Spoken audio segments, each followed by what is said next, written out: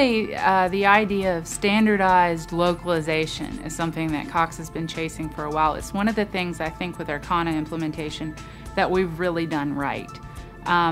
We had to find a way to have the same look, feel, smell, and taste as a company to be true to our brand while still meeting the needs of local markets that are as different as Southern California and Orange County, Cleveland, Macon, Georgia, Rhode Island. And we've done that with content. We've found a way to use articles as kind of the home base, one article, but with sections and versions and local ownership. We have one article, for instance, on account holder name change with 22 different sections. So we have localized versions of that content, but we're still only managing one piece of content. Our implementation of Kana, we really had the foresight to think about using it for both. We wanted to use it for agents, we wanted to use it for customers, and we adopted a write it once mentality. I think we had that knowledge coming from such a scattered space where we had websites popping up all over the place. We had Spanish content. We had sometimes each of our individual markets creating their own support solution. So we were sensitive to creating a knowledge base that we could manage moving forward. We have about 4,000 reps and about 5 million customers. And both of those leverage the same database. Now we write for the customer and we're able to use it across the enterprise for every agent. We began with 16,000 pieces of content in our previous knowledge base. In a way, that was bad. It was too much to sift through. And when we queried agents, we found that they were unable to find the targeted information they wanted. One of the reasons was because a lot of it was duplicate. In a lot of cases, you would have 22 versions of the same piece of content, one for each market, and then a 23rd one for the customer living in a different location that hadn't been updated for 2 years or more. So we were very sensitive to the size and growth and maintainability of our knowledge base. And in fact, as we've gotten better over the 2-year period since we implemented Kana, we've actually reduced the number of articles. I think now we're under 10,000, and that continues to drop because we keep finding opportunities to optimize and condense. Our knowledge management initiative was intended and built really to alleviate scenarios where a customer could self-serve and wasn't able to.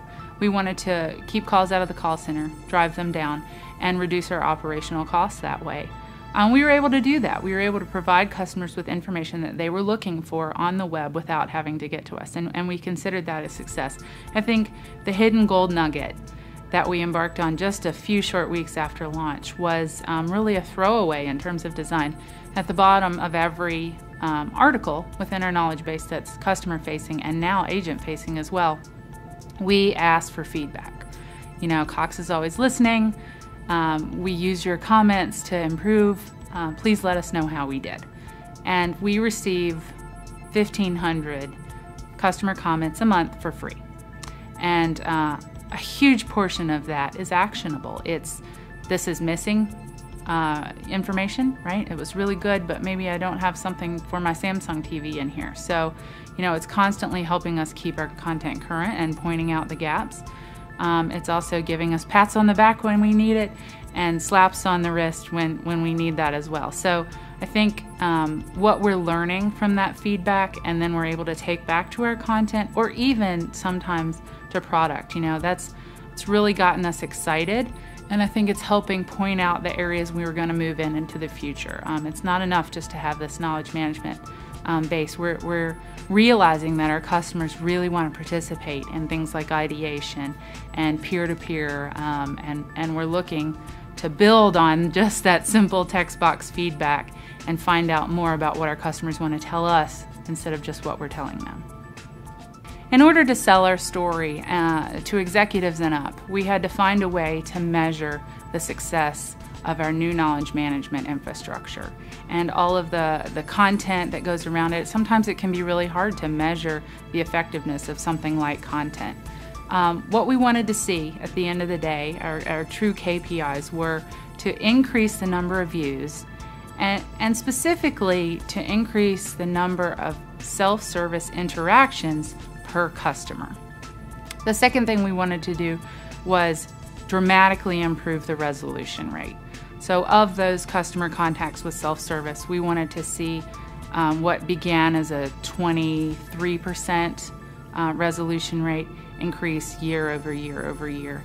And our target for 2013 is to double that.